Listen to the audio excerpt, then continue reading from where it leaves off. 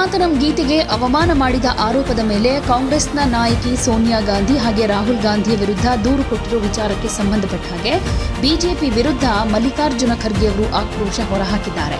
ಮಹಾತ್ಮ ಗಾಂಧಿ, ನೆಹರು, ವಾಜಪೇಯಿ ವಿರುದ್ಧ ಕೂಡ ದೂರು ದಾಖಲಿಸಿ ಅಂತ ಕಿಡಿಕಾರಿದ್ದಾರೆ. ಸುದ್ದಿಗಾರರ ಜೊತೆ ಮಾತನಾಡ್ತಾ, ರಾಷ್ಟ್ರಗೀತೆ ವಂದೇ ಮಾತರಮ್ಮನ್ನ ಅದರ ಹಿಂದಿನ ಆವೃತ್ತಿಯಲ್ಲಿ ಹಾಡೋದು ಅಪರಾಧ ಆಗಿದ್ರೆ ಮಹಾತ್ಮ ಗಾಂಧಿ, ಮಾಜಿ ಪ್ರಧಾನಿಗಳಾದ ಜವಾಹರ್ಲಾಲ್ ನೆಹರು ಮತ್ತು ಅಟಲ್ ಬಿಹಾರಿ ವಾಜಪೇಯಿ ವಿರುದ್ಧ ಕೂಡ ದೂರು ದಾಖಲಿಸಬೇಕು ಅಂತ ಹೇಳಿದರು. ಬಿಜೆಪಿಯವರು ಯಾವ ದೂರು ದಾಖಲಿಸ್ತಾರೆ?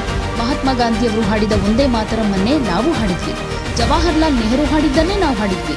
ಕಳೆದ 18 ವರ್ಷಗಳಿಂದ ವಾಜಪೇಯಿಯವರ ನೇತೃತ್ವದ ಕೇಂದ್ರ ಸರ್ಕಾರ ಹಾಡಿದ್ದೂ ಸೇರಿದ ಹಾಗೆ 12 ಸಲ ಸಿಎಂ ಆಗಿದ್ದ ಅವಧಿ ಹಾಗೆ ಇಷ್ಟು ವರ್ಷ ಮೋದಿ ಸರ್ಕಾರ ಹಾಡಿಕೊಂಡು ಬಂದ ಹಾಡನ್ನೇ ನಾವು ಹಾಡಿದ್ದೀವಿ. ಇಂದು ಕಾಂಗ್ರೆಸ್ ಅನ್ನ ವಿಮರ್ಶೆ ಮಾಡೋ ವಿಮರ್ಶಕರು ಹುಟ್ಟೋದಕ್ಕೂ ಮುಂಚೆನೇ ರಾಷ್ಟ್ರಗೀತೆಗಳ ಬಗ್ಗೆ ಕಾಂಗ್ರೆಸ್ ನಿರ್ಣಯವನ್ನ ಅಂಗೀಕರಿಸಿತ್ತು. ಇದು ಅಪರಾಧ ಆಗಿದ್ರೆ ಕಳೆದ 18 ವರ್ಷಗಳಿಂದ ಅವರು ಇದೇ ಅಪರಾಧ ಮಾಡಿದ್ದಾರೆ.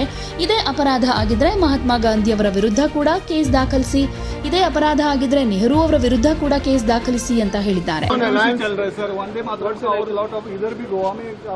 अच्छा नहीं, कंप्लेंट वो क्या फाइल करी? जो महात्मा गांधी जी वंदे मातरम गाते वही में ही गया, जो जवाहरलाल नेहरू गए थे वही गा. अब तक 18 साल तक उन्होंने जो गाया ऐसे उनकी सेंट्रल गवर्नमेंट, वाजपेयी ने जो गाया वही गाया मैं, और 12 साल तक इन्होंने चीफ मिनिस्टर होकर अब तक जो गाया वही वंदे मातरम गाया. अगर ये गुनाह है तो उन्होंने 18 साल से गुनाह कर रहे हैं.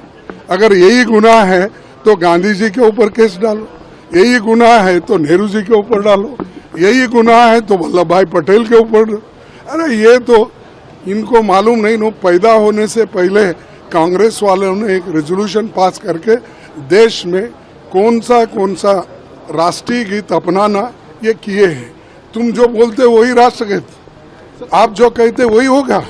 कल के दिन दूसरी सरकार आएगी, वो अगर कहे वही होता है.